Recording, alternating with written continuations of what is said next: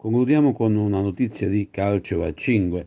Ritorna questo sabato con fischio d'inizio programmato per le ore 17 la Serie B di calcio a 5 nella città dei Templi, dove per la prima gara di campionato allo Sport Village si affronteranno l'Agragas Futsal e la SIAC Messina. Un match che si preannuncia equilibrato, divertente, appassionante e imprevedibile come solo il futsal sa sempre essere, e che verrà diretto dai signori Carl Mario Certa di Marsala con Salvatore Pagano di Catania e Fabio Rocco De Pasquale di Marsala.